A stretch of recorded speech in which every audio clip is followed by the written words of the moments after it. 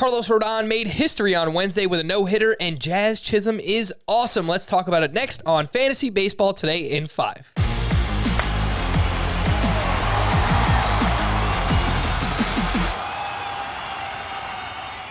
Welcome into FBT in 5, a podcast that gets you caught up fast on the fantasy news and advice that you need to know.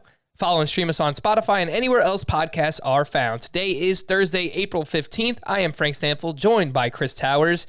Carlos Rodon was awesome on Wednesday night, finished with a no-hitter, 7 strikeouts, 19 whiffs on 114 pitches, 83% rostered on CBS. Obviously, Chris, that number needs to be 100%. What do you make of this Carlos Rodon start, and how far are you moving him up your starting pitcher ranks?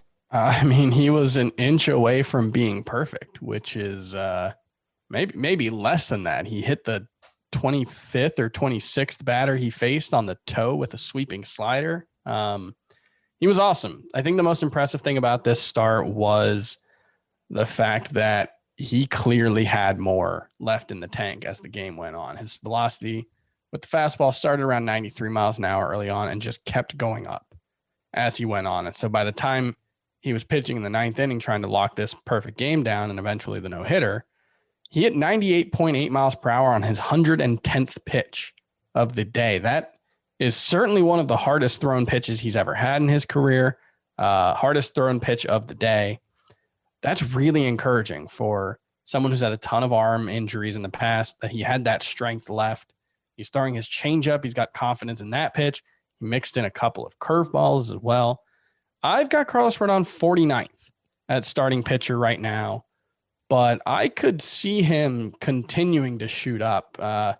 He's right behind Trevor Rogers and Tyler Mahle, and that's a really interesting group of players who I think could all move up a lot. I like Rogers a little more than Rodon, and I like Mahle a little bit more than Rodon as well, but I love all three of them.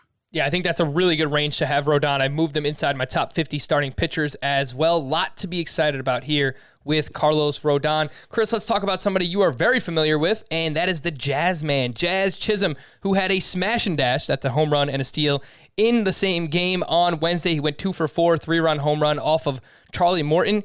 He's only 44% rostered in CBS leagues. What should that number be? What type of leagues are we adding Jazz Chisholm in, and how far has he moved up your rankings thus far? Certainly Jazz Chisholm should be owned in all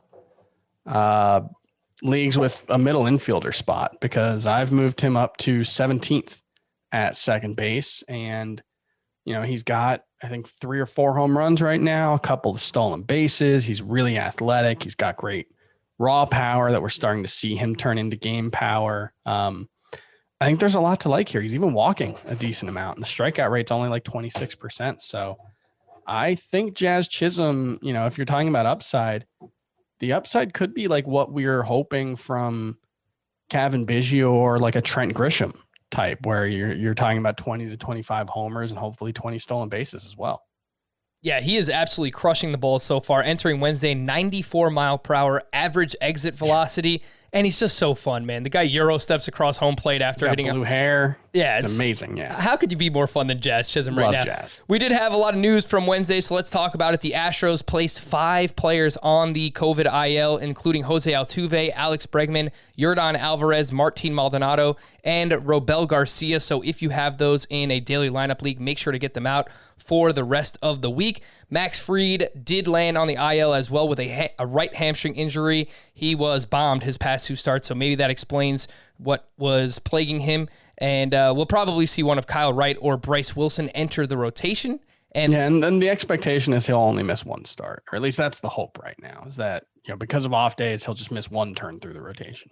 And this does guarantee that Huascar Ynoa will get at least a few more starts with the Braves, and he was awesome his last time out. He had 10 strikeouts. Last but not least, the Blue Jays placed Julian Merryweather on the 10-day IL with a left oblique strain. It looked like he was the closer there. And I would assume that Jordan Romano is now the closer as long as Merryweather is out, Chris.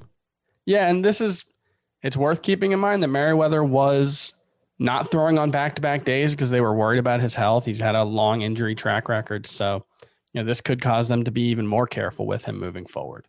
For more extensive fantasy baseball coverage, listen to the Fantasy Baseball Today podcast on Spotify, Apple Podcasts, Stitcher, your smart speakers, or anywhere else podcasts are found. And thanks for listening to Fantasy Baseball Today in 5. If you enjoyed the pod, please hook us up with a 5-star review on Apple. We'll be back again tomorrow morning. Bye-bye.